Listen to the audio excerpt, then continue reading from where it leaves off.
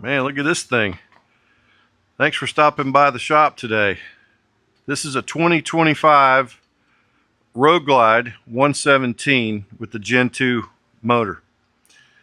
We are about to make this thing into a rocket ship. We're going to be using the CR483 Cam, ThunderMax. We're going to put some more secret sauce down around this area, and the Darkhorse Compensator, along with a couple of other little trinkets. So let's get started. We'll be right back.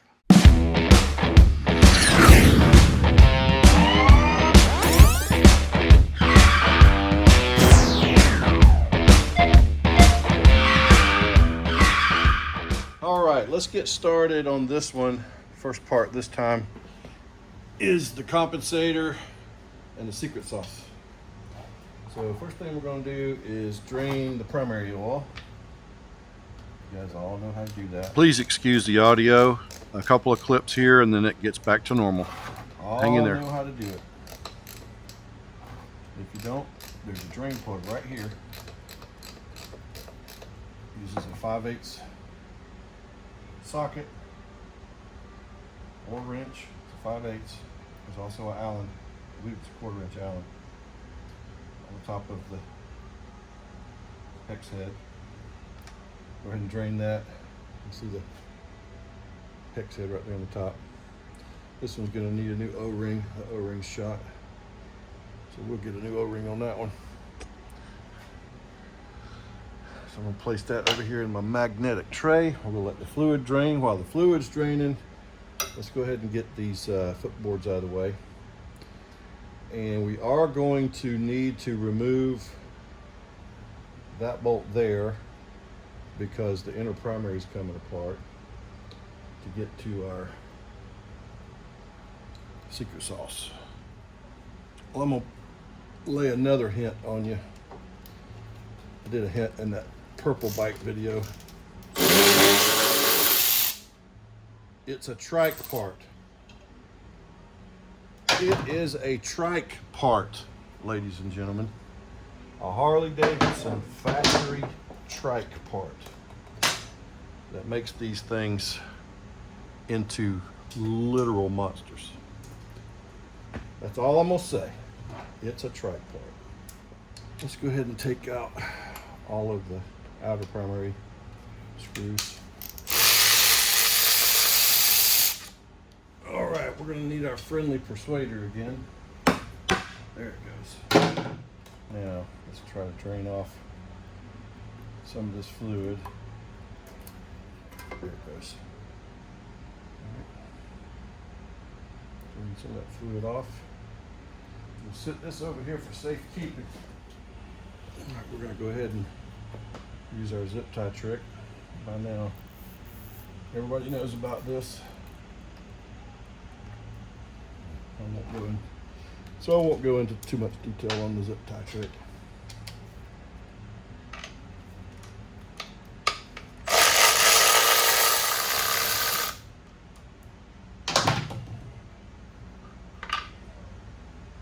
We're going to just set that over here to the side as well, get that out of the way.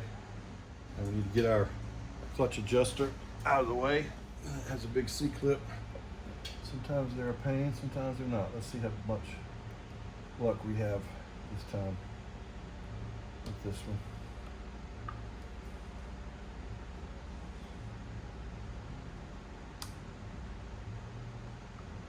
Well, first time, how about that?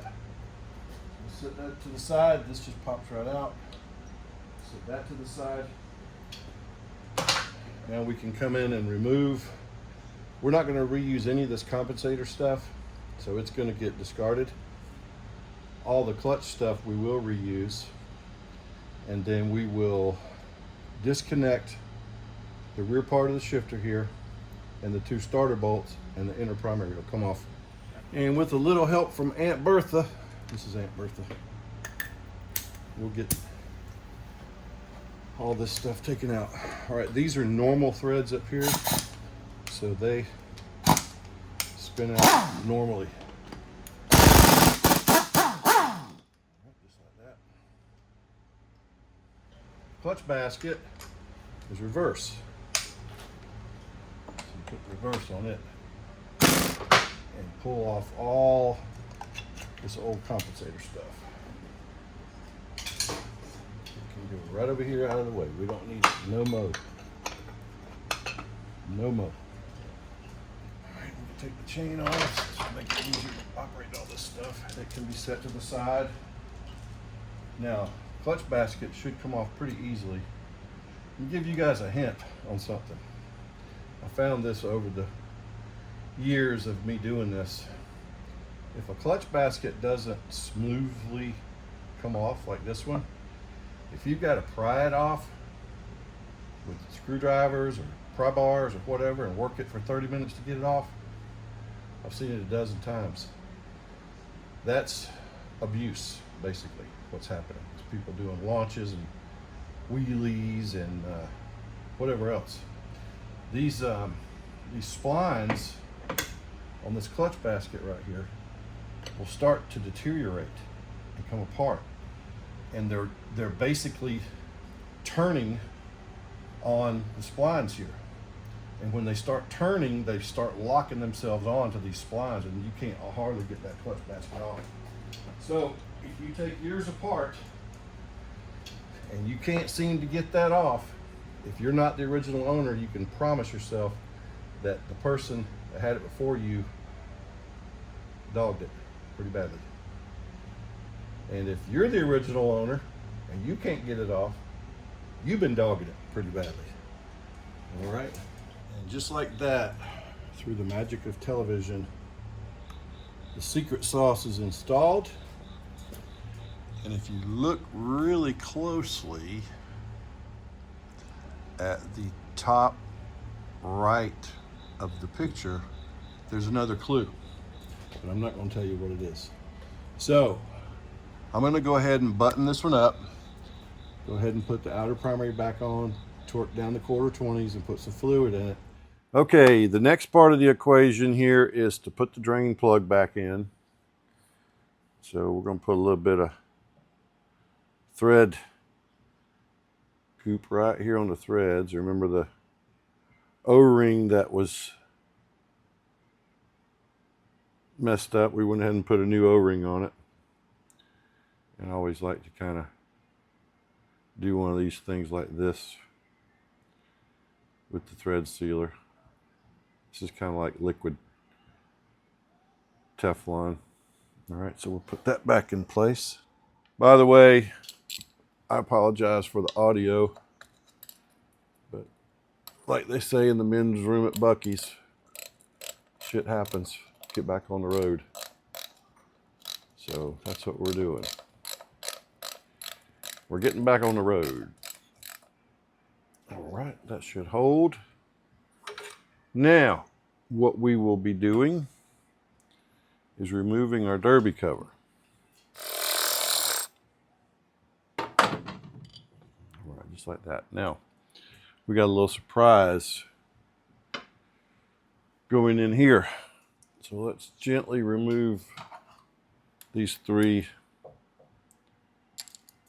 10mm screws here. Just do them a little bit at a time. You don't want to evenly take these out.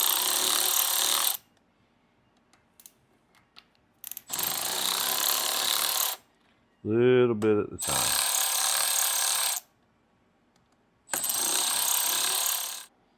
All right, now that you got everything loose, kind of hold on to everything at one time if you can.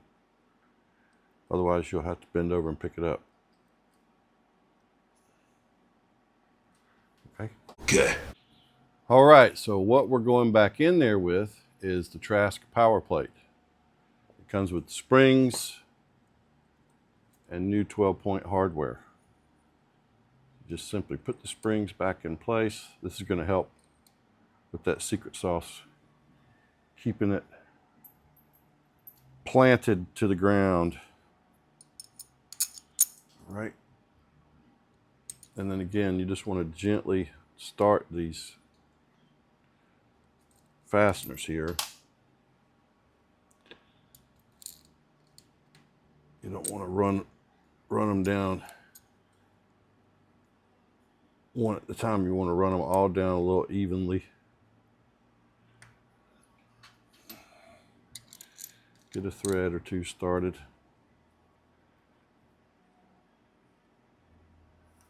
Before you get too far with it. And then I think that's a 5/16 12 point.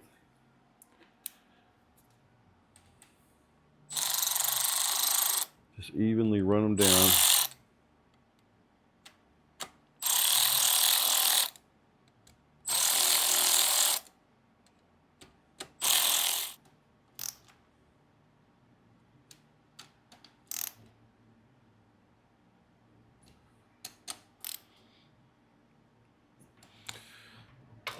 Okay, the next thing is to put some primary fluid in there.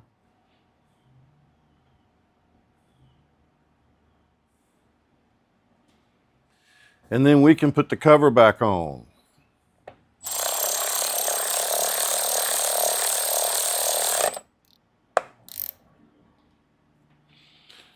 All right, that's going to do it for this side of the bike. We will have to come back around and do the ThunderMax. We'll take the seat off, run the ThunderMax cabling, and go from there. But for right now, we're going to move on to the cam side. All right, I'll check back with you in just a minute. Hang tight. So let me give you a quick tour of Nick's bike. Nick's from South Alabama. He's a proud member of our law enforcement community, and we appreciate all his hard work. But with that said, got a really nice bike. Black always works well. It's got a few key features on it. And he reports that these headlights will certainly light up a rear view mirror. So there you go. He's got the Sawicki 2-in-1 on there. We have our 18mm O2 sensor ports. And we are going to be putting the CR483 Cam in here. New lifters, lifter cuffs, the whole shooting match. Got the Olin shocks. So it's a really nice bike. I believe those are probably 12-inch ape hangers. And we're getting ready to set up here and get this cam installed. Probably what I'm going to do is do a time lapse on removing the exhaust, and then we'll go and start focusing directly on the cam install. So I'll be right back.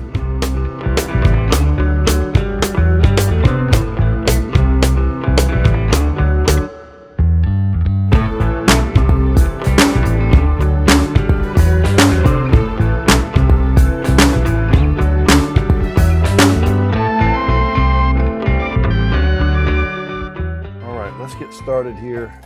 Maybe I've got a good enough angle where my head won't be in the way. All right, so first thing we're going to do is we're going to remove our cam cover. All right, that should be pretty simple to do. I already have the spark plugs pulled on the other side. And let's go ahead and start taking these fasteners out. If you'll notice, I'm barely even turning that screw. These were not tight.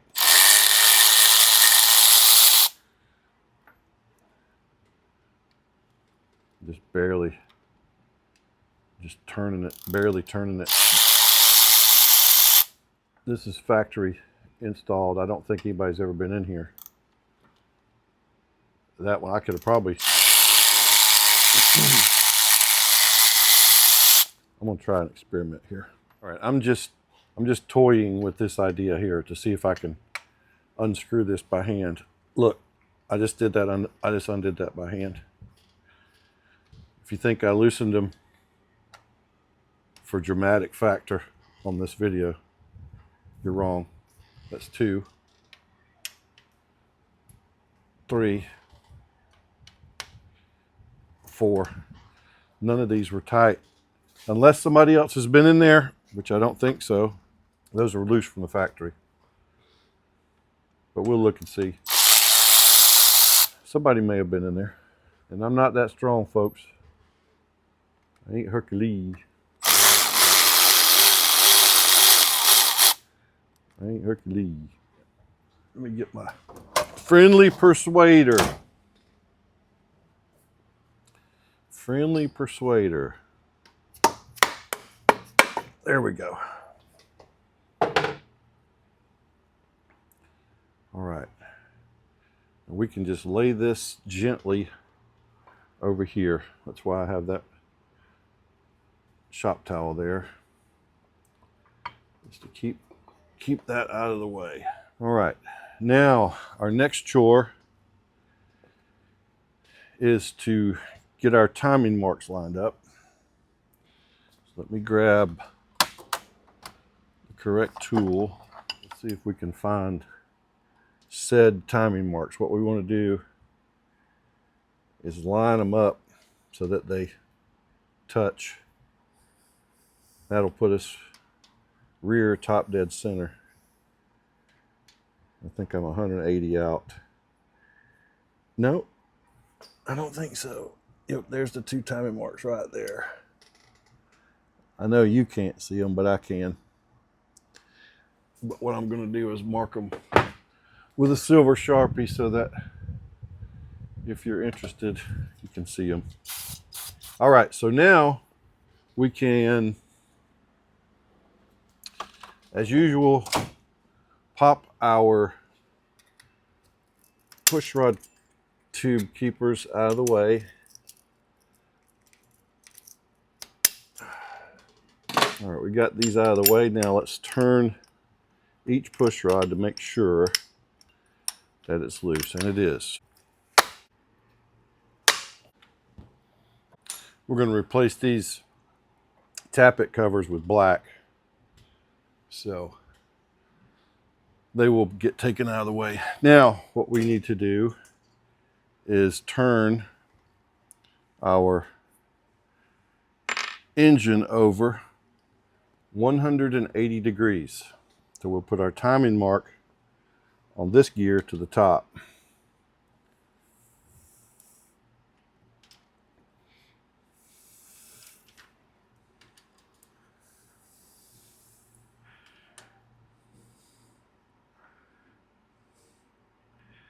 That's pretty much it right there. You might could see the silver timing mark. It's right there.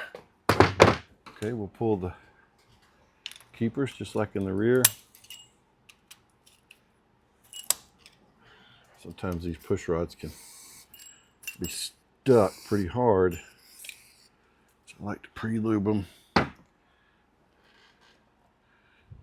Most of the time you have to grab them with pliers. These weren't too bad. That one over there was pretty rough. Okay, so what we want to check again is to make sure these will spin, and they spin freely.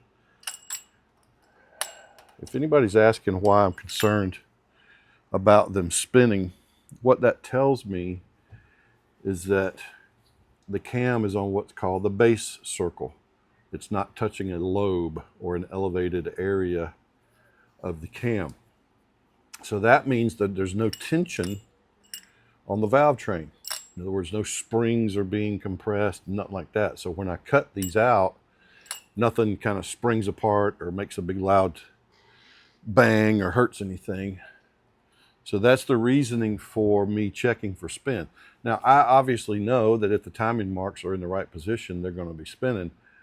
I'm just checking because I'm checking. You know, that's what you do. No, nothing's perfect in this world.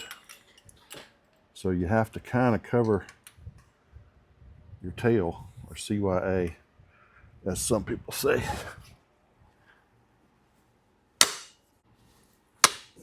All right, now that my head's finished banging on the camera, we're kind of done with that part of it. Now what we need to do is pull the cam chest out. Let's go ahead and get our O-rings out of the way because we're going to replace them. And we can get the upper O-rings out of the way. 1, 2,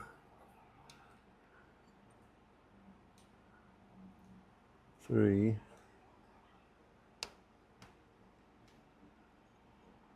and 4. Now, in order to keep our lifters out of the way, I have these handy dandy lifter keepers. They're magnetic.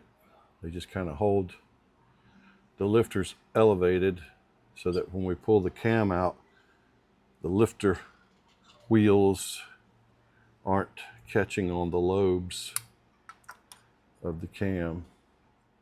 These are nice ones that you can adjust them right up as soon as you're pretty sure that you've got a hold of both lifters. All right, let's go ahead and take the tensioner off. It's a T27 right here, so you got to be careful. Be horizontal with it. Be sure you got a good tip on your T27.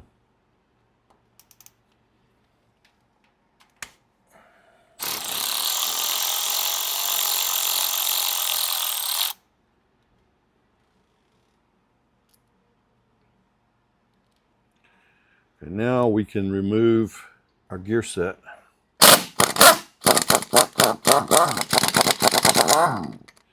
And if you're careful, you can get them both off at the same time. Just kind of pinch right there in the middle and you'll keep your timing, just like that. These washers are sometimes stuck.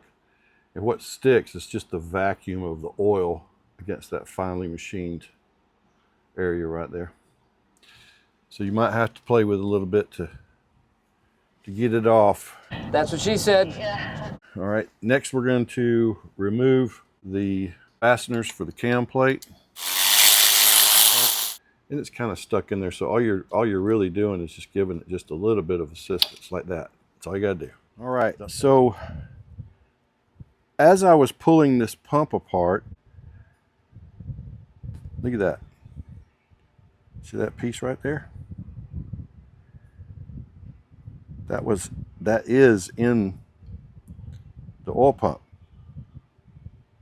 All right, or still is in the oil pump.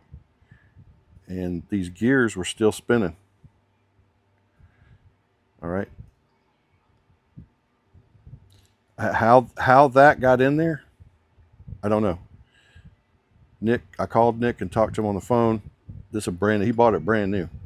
Nobody's ever been in the cam chest before. So either at the factory, one of their tools broke and that got lodged in there and didn't cause any damage because he rides it. But let's see if I can get it out. See how that, okay, look. What is that?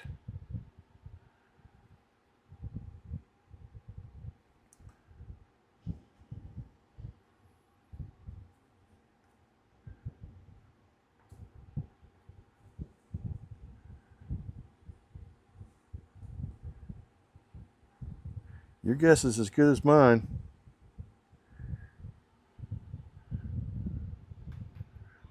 We're going to put a new pump in this thing. So I'm going to pull this outer gear rotor and look at it. I don't see anything where it's been damaged or anything.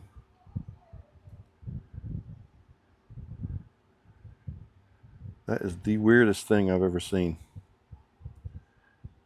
So the bike wasn't giving him any trouble,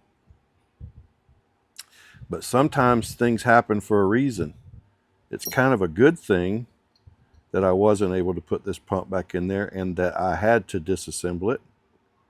Because if I hadn't have had to disassemble it, nobody would have ever known that was in there, sitting right in there in that little cavity. I bet right in that little cavity right there, I bet it was restricting his oil flow too. I bet you it was. So I'm just going to go ahead and order a new oil pump, and then we'll put the cam plate on later. But for right now, we can go ahead and do the lifter cuffs and the new lifter covers. All right, well, let's keep going. I just ordered an S&S pump for it. Let's drop these lifters out of here. We're going to replace the stock lifters with S&S.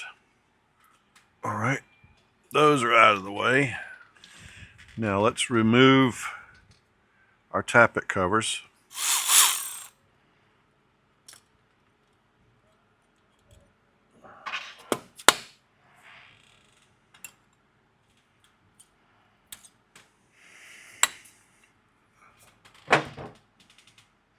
See if we can get that gasket to come off.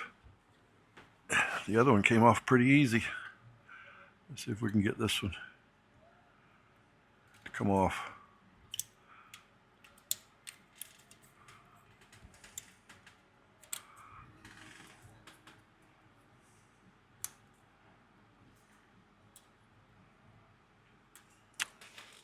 There we go. Okay, now I've done this a couple times in other videos. Maybe you can see there's a bolt here and a bolt there. I don't know if you can see it or not, but anyway, see if I can get you down here closer.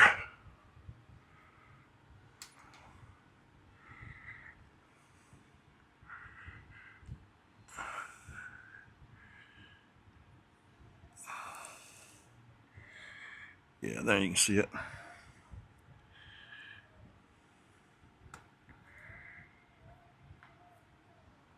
All right, nothing like live camera readjustment. All right, so now you can see the two bolts right there. For whatever reason, this bolt is always a pain in the butt. For whatever reason, that one's kind of a pain in the butt. So let me grab a ratchet and see which one's going to be which today. All right, I just want to get a little bit of an idea. That one might come right on out. Oh yeah. So never mind what I was saying. This one's coming on out. What I was concerned with, and they may have made some changes at the factory, I don't know. The early ones, 17, 18, 19, 20, 21, whatever, 22. Somebody got happy with Loctite at the factory, and these things were snapping. So the only way you could get them out, if you broke it, was to tap it, drill it and tap it, or somebody makes a little kit that you can buy. That's basically a spacer that you put in here, and then it lets you use, it's threaded itself, I guess. I don't know. It's a little kit that you can order if you break it. Let's see if this back one's going to do the same thing.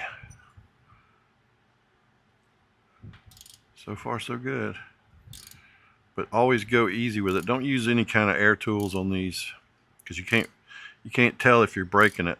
See, this one's starting to have a little bit of issues here. But I'm just going to go easy with it. I think we're going to be okay. Yeah, we'll be all right. So never mind. Never mind. We'll get the lifter cuffs installed with the new lifter covers. And then we'll vacuum out the new lifter set, get those in there, and then we're on hold at that point, guys. All right, I went ahead and did the new black lifter covers. I've got the S&S lifter cuffs installed. Now we're just waiting for the new S&S oil pump to come in. I just ordered it today. We're not going to put that other one back in. Even if it's fine, I'm not taking that chance. So anyway, hang in there. We'll be back as soon as the oil pump gets here.